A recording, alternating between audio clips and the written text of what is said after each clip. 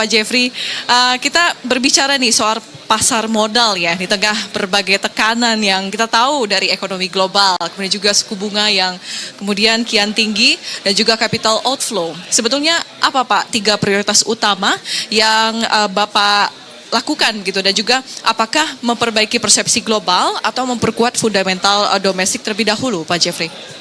Oke. Pertama tentu menyikapi kondisi pasar kita saat ini, yang menjadi prioritas kita adalah tentu menuntaskan apa yang sedang kita lakukan selama ini, yaitu berdiskusi dengan MSCI. Ya, artinya tentu kita berharap diskusi yang sudah berjalan cukup lama ini akan bisa segera selesai, ya karena bursa sudah mendeliver 4 poin kepada FTSE, MSCI dan juga kepada publik sebenarnya. Dan dalam report terakhir kita lihat bahwa MSCI mengakui bahwa ini sudah di arah yang tepat. Nah, tentu penyempurnaan perlu kita lakukan sehingga tentu kita harapkan ini bisa segera tuntas. Kemudian setelah itu tentu kita akan fokus terus kepada pendalaman pasar yang juga selama ini sedang kita lakukan. Bagaimana kita melakukan pendalaman baik dari sisi supply ya juga dari sisi demand. Ya, bagaimana kita menghadirkan perusahaan-perusahaan yang berkualitas untuk tercatat di bursa, dan bagaimana kita mengundang partisipasi yang lebih tinggi dari investor, baik investor asing, investor institusi domestik kita maupun investor retail kita. Baik, jadi sudah menjalankan komunikasi juga dengan MSCI dan membawa 4 poin utama tadi ya. Baik, dan dalam konteks MSCI nih Pak Jeffrey, mereka memberikan waktu lagi hingga bulan November 2026. Nah, dengan 8 langkah transformasi yang sedang dilakukan, apa prioritas utama dalam 4 bulan ke depan ini Pak Jeffrey? Ya, tentu kita akan secara konsisten menjalankan 4 hal yang sudah kita sampaikan. Pertama adalah transparansi terkait dengan pemegang saham di atas 1%. Itu tentu akan secara konsisten kita lakukan. Apabila diperlukan perbaikan-perbaikan data yang lebih lengkap tentu akan kami hadirkan.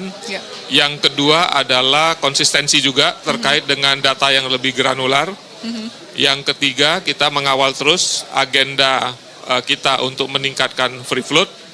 Dan yang keempat adalah konsistensi kita dalam menyaring perusahaan-perusahaan atau saham-saham yang terindikasi kepemilikannya terkonsentrasi.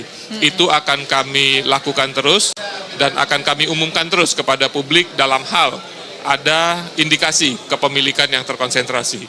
Dan tentu dengan konsistensi tersebut kita harapkan nanti di bulan November tadi itu diskusi kita dengan MSCI bisa selesai. Baik, kita harapkan bersama begitu ya Pak di bulan November nanti. Dan juga pasar modal ini adalah salah satu tulang punggung perekonomian ya kita akui, dan termasuk sebagai sumber pembiayaan di tengah tekanan ekonomi global. Dan maupun di dalam negeri juga global begitu ya. Dan semester 1 ini sayangnya baru ada satu IPO, satu emiten begitu ya yang baru. Nah, bagaimana strategi BI untuk menutup gap antara pipeline yang besar dan juga realisasi yang rendah Pak Jeffrey? Apakah target 50 emiten baru di tahun ini masih on track begitu Pak? Oke, tentu sejak awal tahun 2026 ini sampai dengan saat ini kita sepakat bahwa kita akan mengutamakan kualitas ketimbang kuantitas. Tetapi tentu kita juga tidak terdikotomi bahwa harus kualitas sehingga kita mengorbankan kuantitas. Kedua-duanya kita dorong, artinya kita mendorong sebanyak mungkin perusahaan-perusahaan bisa tercatat di bursa, tetapi juga kita harapkan perusahaan-perusahaan itu adalah perusahaan-perusahaan yang berkualitas.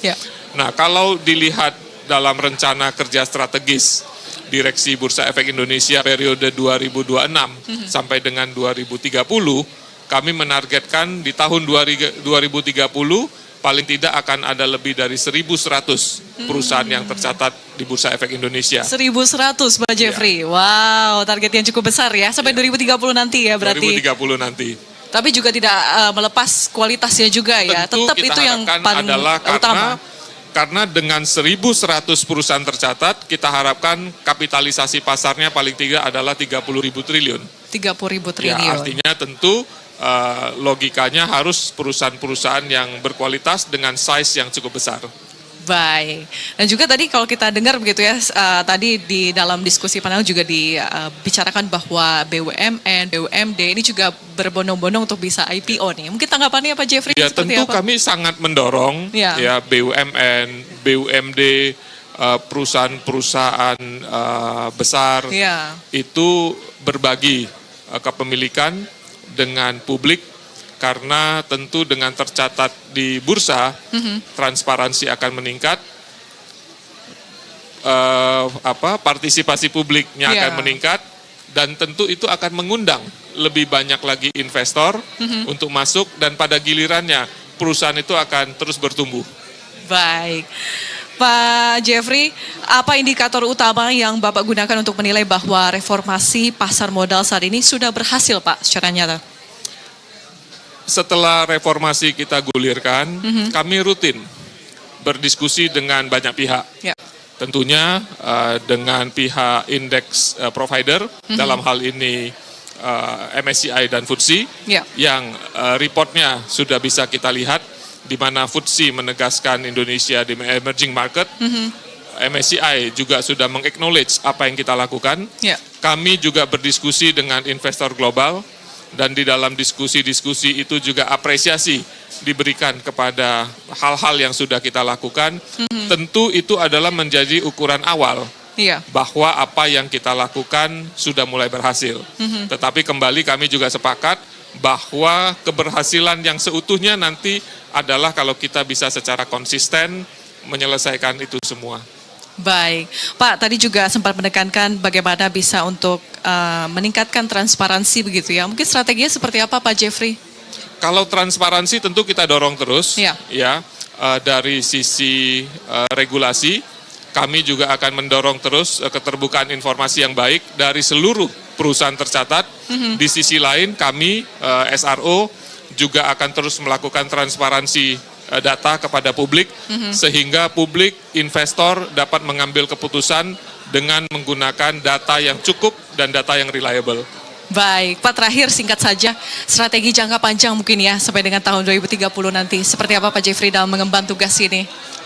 2030, Bursa Efek Indonesia akan menjadi salah satu bursa terbesar di dunia, Wow. tidak hanya dari kapitalisasi pasar ataupun dari nilai transaksi, tetapi juga dari transparansi dan tata kelola yang baik. Baik, kita doakan bersama ya Pak Terima Jeffrey. kasih. Terima kasih banyak Pak Jeffrey Terima atas kasih. waktu dan juga Ini. insight-nya hari ini di Investor Market Today Pak. Salam sukses selalu untuk Anda Pak Jeffrey. Sama-sama, Pak Vini, terima kasih. Ya, pemirsa kita sudah sampai pada penghujung dialog kita. Kali ini bersama dengan Direktur Utama PT Bursa Efek Indonesia, Bapak Jeffrey Hendrik.